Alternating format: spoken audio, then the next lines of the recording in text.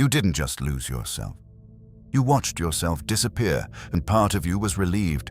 That's the thing nobody says out loud. That somewhere in the wreckage, in the rubble of whatever burned down inside you, there was a moment. A sick, quiet moment where you thought, good, let it all go. Let me disappear into this. Because carrying the weight of who you were supposed to be had become unbearable, and collapse felt like mercy. But mercy doesn't live here. And you know that now. Here's what actually happened to you. Not the version you tell people, not the cleaned-up story you rehearse in your head to make sense of the chaos. The real version, the one you haven't spoken because even alone in the dark, it terrifies you. You broke. Completely. Not a crack. Not a fracture. A full structural collapse. The kind where you're standing in a room full of people, maybe smiling, maybe nodding, and inside there is nothing. A void so black and so loud it sounds like a scream you can't release. And every single day you perform the ritual of being alive for an audience that doesn't know you're already gone. That's not weakness. That's not failure. That is the most exhausting war a human being can fight. And nobody gave you a medal.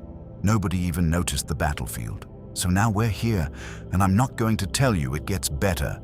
I'm not going to hand you a rope made of inspirational garbage to climb out of the pit you're in.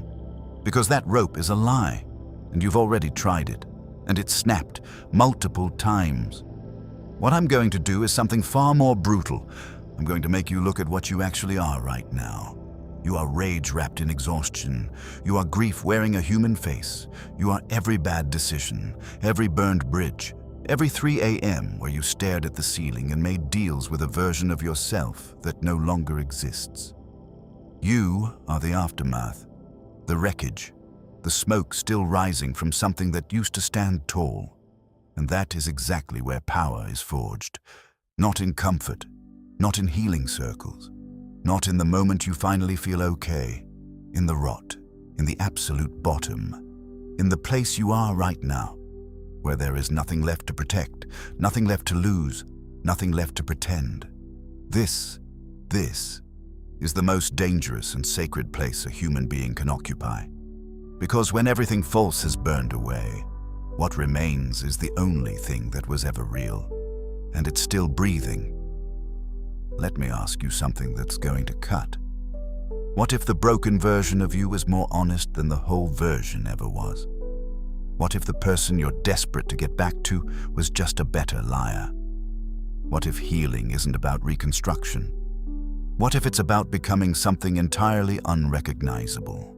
Something that doesn't need to be understood. Something that doesn't need to be loved by the people who couldn't handle your darkness. Because here's the ugly truth they don't put on posters. Recovery isn't soft. It isn't grateful mornings and journaling and learning to love yourself gently. For some people, for people like you, recovery is violent. It's teeth and fingernails and dragging yourself forward through concrete when every nerve in your body is screaming to stop. It's choosing, in the absence of all hope, to move anyway. Not because you believe it gets better, but because something primal in you refuses to die on the floor. That's not inspiration. That's survival instinct wearing a crown. So what do you do with that? What do you do when you can't feel hope, but you can feel rage? When you can't access peace, but you can access fury? You use it. You take every wound that was handed to you and you make it into ammunition. You take every person who wrote you off, every version of yourself you're ashamed of, every night you didn't think you'd survive, and you compress it, harden it, turn it into something sharp and load it into whatever's left of your will to exist. You don't heal and then rise. You rise bleeding. You move forward fractured. You become something that doesn't need to be whole to be powerful.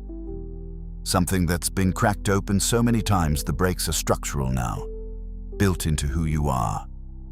Not a scar, a skeleton. I'm not asking you to be okay. I'm not asking you to feel better. I'm asking you to still be here tomorrow. Not for them, not for the future, not for some version of yourself you haven't met yet. For the single, savage, undefeated part of you that watched everything fall apart and kept watching. That part doesn't need saving, it needs unleashing. Now get up